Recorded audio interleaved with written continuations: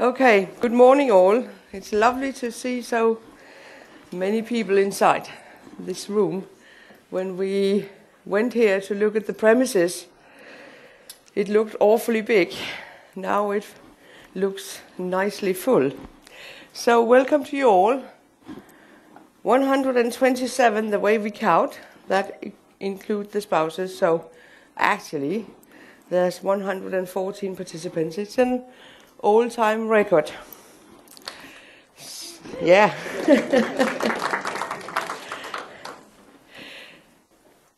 In numbers it looks like this and broken down by country.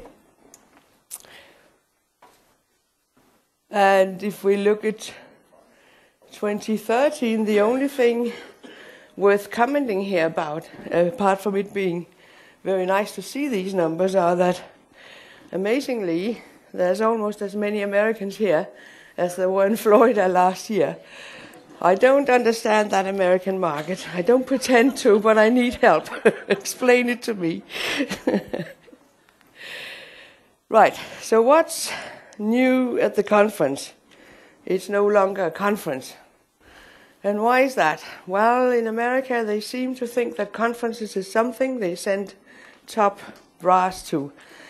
But a user meeting is something that you can actually send people who benefit from this kind of event to. So we've changed the name to a user meeting. So it's a user meeting. And if anybody of the dialogue staff say it's a conference, bear with them. They take time to get used to the fact that this is a user meeting. Now, just to reiterate the importance of the questionnaires that you get by Thursday, I think, or Wednesday from Karen. We do listen to your suggestions. Last year, as I said last night, we had somebody asking for the banquet tonight because it was such a nice party and she got to know a lot of people. So we think maybe it's too early to have the high point of the conference tonight, and then it all goes downhill after that. So I hope you enjoyed the get-together party last night, or at least you learned something about England. If you have other suggestions, remember to put them in the questionnaire by the end of the conference.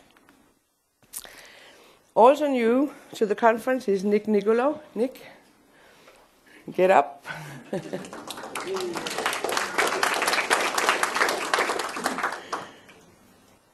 Nick has done his complete own implementation of APL in JavaScript. That was impressive, of course. Less impressive that he claimed that he would rewrite this dead language. So Morten wrote to him and told him that, well, we are still somebody who's alive and doing it. But he got an invitation to the Iverson College in, don't know if it was Cambridge or Oxford that year, where he also impressed Jay. So when Liam decided that his wife was more important than dialogue, and we had to hire in a placement, we were lucky enough that Britain had just opened to Bulgarian citizens to come and work in England. So on the 1st of January, he actually flew on New Year's Eve 2013 to England and started very early on in the new year. The other new person that you haven't seen before is Nadine. Nadine joined us as an intern in January and worked a couple of months where she really impressed us with her ability to keep us on the track to keeping it simple. Communicating on the web and on the social media, you can't be too complicated, she claims. And sometimes we have to insist that some things are complicated. But we try to keep it to a minimum. Yeah, but they can read while I'm talking, so it's okay. I am not going to say the same thing. Okay. Right, she keeps overviewing our efforts on the social media and making statistics, and we are trying to find out what it is we are doing that works and what we are doing that we could just as well not do. And that's Nadine You can also benefit from her insights. I mean, if you have a similar challenge wanting to get on social media and stuff, talk to Nadine. She's very knowledgeable. And then there's business as usual.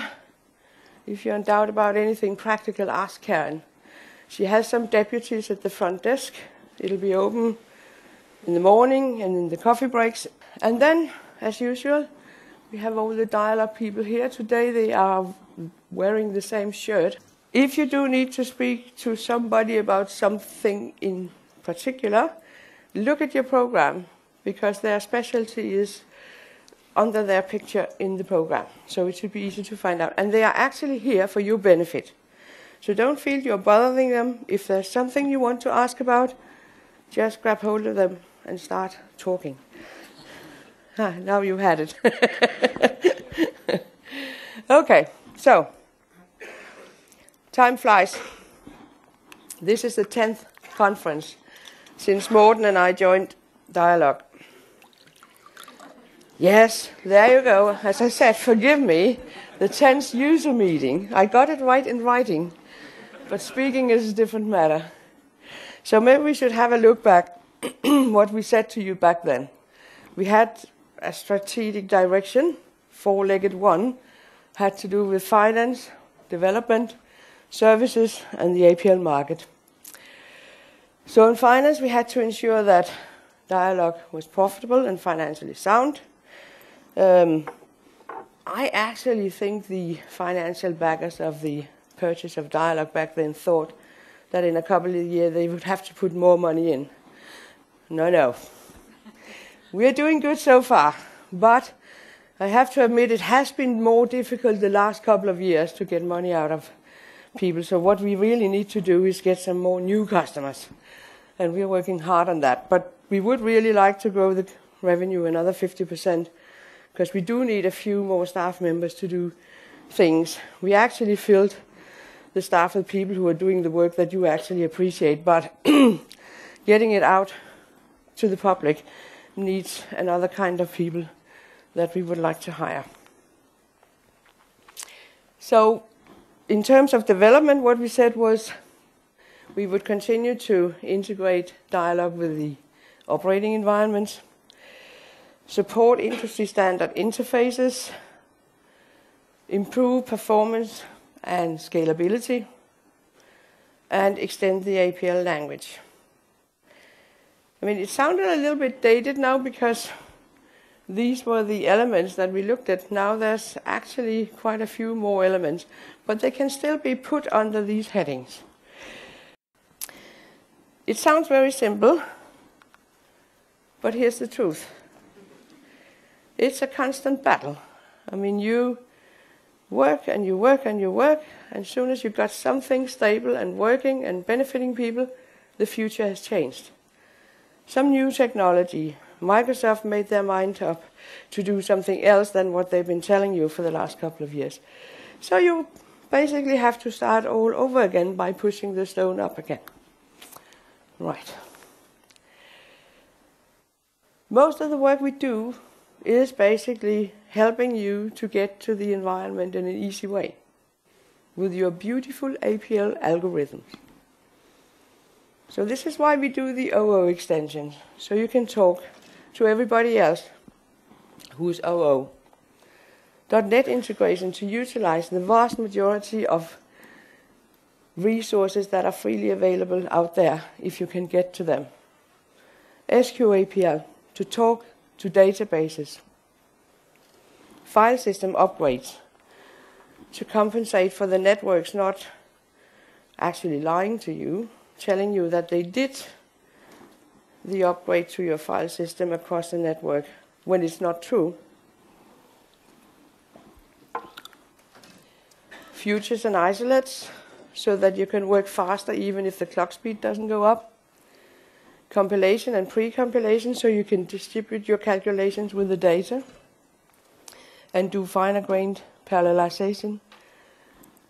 Crypto libraries so you can actually encrypt your data and secure your communication, so the security audit is not telling you that what you are doing is insecure and you have to stop doing it. right to make you sure that you can develop on one platform, deploy on another, and still be able to debug it. And sometimes we actually get it to you before it's the past. Because with the write, this was the case. Microsoft suddenly cut Silverlight overnight and decided they wanted to do something else, and we were ready to deploy. Now it's out there in the new version using WPF. And Nick is on his way with a JavaScript version for the other environments than Windows Desktop. But we're happy to do so. Because sometimes we get to do something really fun, like putting new stuff into the APL language and seeing all your faces light up, because this is something you really like. You basically don't care about all that I just talked about. Because it's just obstacles that you have to get out of the way to do what you really want to do. Write some calculations, write some data manipulations in APL. And when you see something that makes that part easier, you love it. I think it's probably why there are so many of you here this year, because version 14 is just that. Beautiful new language enhancements. And so the Sisyphus work is like that. Right. New services. This was back then when Insight had been consultants for many years and came to dialogue with language provider. So we thought that what we were doing, knew how to do, had been doing for a while, would be a new business area of dialogues. What people actually wanted is tuning and sometimes an audit just to see, are we utilizing APL the best way? Are we integrating it with the environment the best way?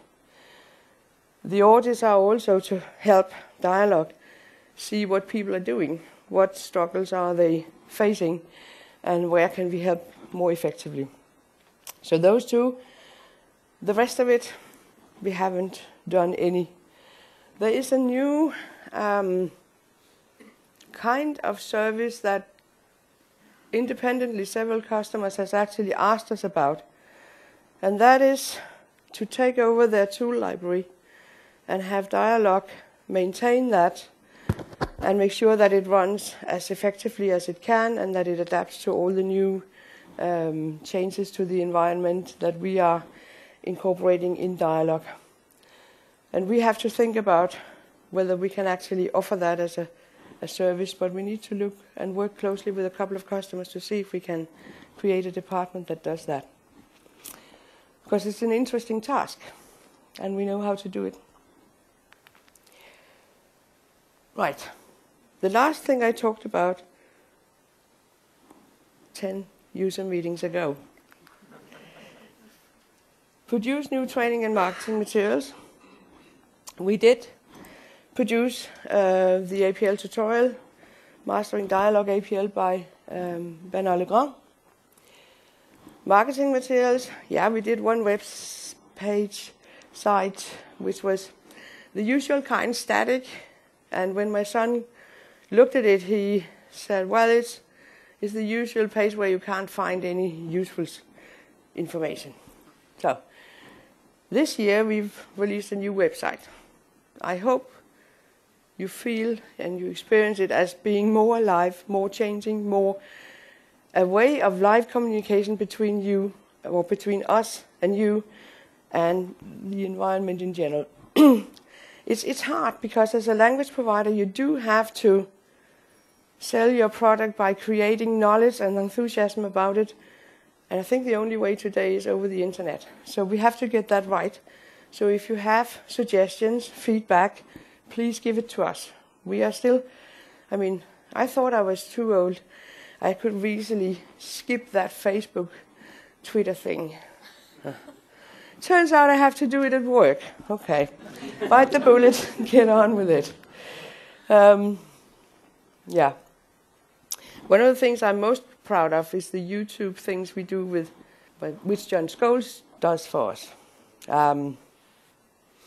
How many views is it that we have on that Game of Life? It's more than 100,000, isn't it? Yeah, amazing. Build a high-quality suite of APL patterns and other code libraries. We haven't done as much as we would like in that area. I think putting stuff into the interpreter and into the IDE has taken precedence. But it is this area we are going to have focus in the coming years. There will be stuff. What we have so far is the MyServer, which is on its third incarnation now, I think. The interfaces to WPF that Michael Hughes is helping us to do. Salt that help you keep track of your code libraries and share code utilities with other people. We wanted to drive the cooperation between array language providers. Well, we will support the people who do GNU APL and stuff, because they're really enthusiastic about what they're doing. And we want to make APL easier to learn for new users and significantly grow the market for APL. And to do that, we have to make sure that there are libraries available that deal with statistics and all sorts of engineering calculation stuff. Other languages have that.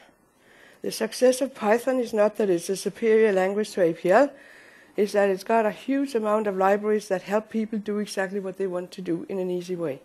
So we need to have stuff like that accessible from APL. And one of the first things we've done is the R interface that helps you use statistical and algorithmic stuff that's already been coded by somebody else.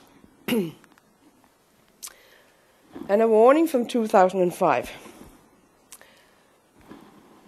Back then I said 20 years from now we are going to need a new generation to take over from us.